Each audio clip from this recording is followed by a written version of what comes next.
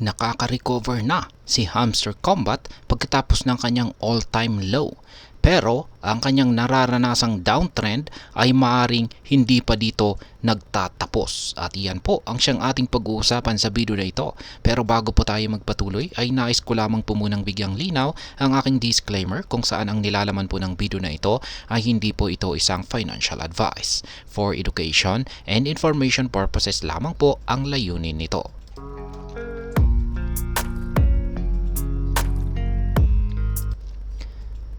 Noong October 2, ang presyo po ni Hamster Combat ay bumagsak sa kanyang all-time low na 20 digits 44.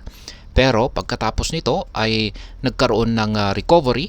Nagkaroon po siya ng recovery at siya po ay nagsimulang tumaas muli ang kanyang presyo. Ang breakout po mula sa kanyang descending resistance trendline ay isa po itong sinyalis na maaring natapos na ang kanyang previous downward trend. Ibig sabihin ay nagkakaroon na po ng pagbabago sa market sentiment at nagkakaroon ng buying pressure na siyang nag-push sa presyo ni Hamster Combat ng pataas.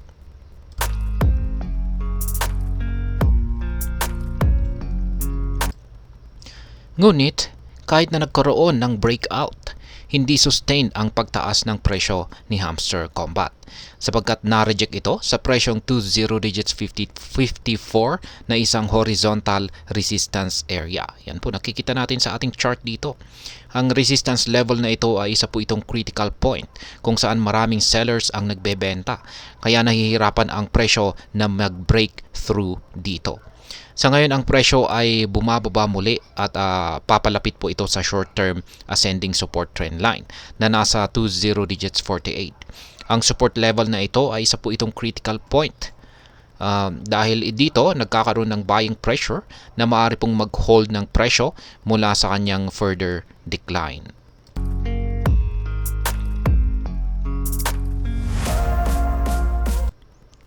Sa mga technical indicators naman ay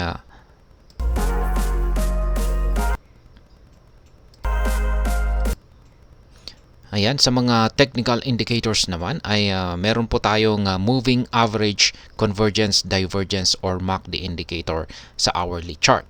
At ito po ay nagbibigay ng bearish na reading. Ang MACD ay isa po itong momentum indicator na ginagamit para malaman ang direction ng trend. Ang bearish cross na nakita sa MACD ay isa po itong sinyales na maaring magpatuloy ang pagbaba ng presyo. Ibig sabihin ay mas malakas ang selling pressure kaysa sa buying pressure sa kasalukuyan.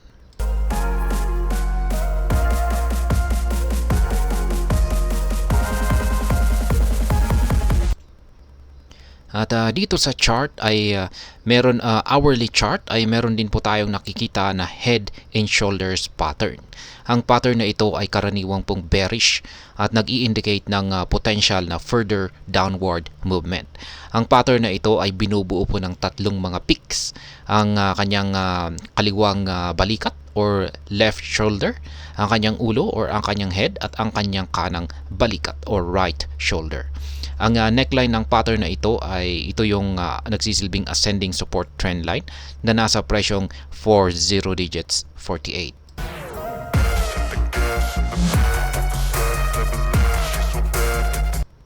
Ngayon ay ano naman ang mga potential na scenarios natin dito.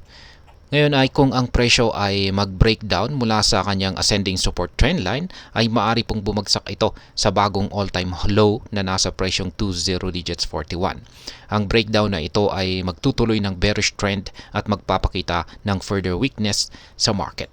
Sa kabilang banda naman ay kung ang presyo ay mag-breakthrough sa right shoulder high na nasa presyong 20 digits 51, maaaring ma-invalidate ang bearish outlook at magkaroon po ng significant increase. Ngunit sa kasalukuyan ay mukhang malabo po ito dahil sa malakas na resistance at bearish na indicator.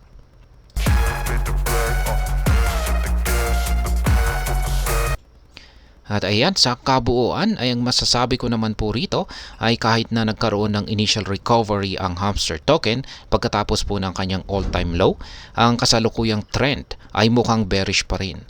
Ang failure na mag-break through sa 20 digits 52 resistance level at ang formation po ng head and shoulders pattern ay nagpapakita po ng potential na further decline or patuloy na mararanasan itong pagbagsak sa presyo.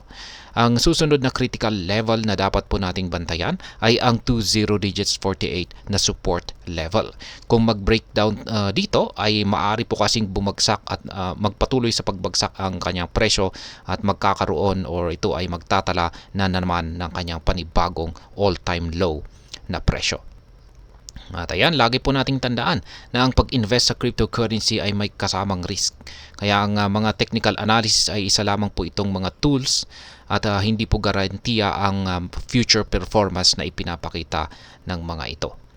At ayan, hanggang dito na lamang po tayo sa video na ito mga ka-crypto. Sana po ay inyong nagustuhan ang aking paliwanag sa video na ito. Kung inyo po itong nagustuhan, pag-click lamang po ang like button nito. Para naman po sa mga bago lamang dito, kayo po ay aking inaanyayahan para mag-subscribe. Pag-click na rin po ang bell icon nito dahil ito po ang siya magsisilbing notification nito sa mga bago kong videos na akin pong ina-upload sa aking YouTube channel na ito.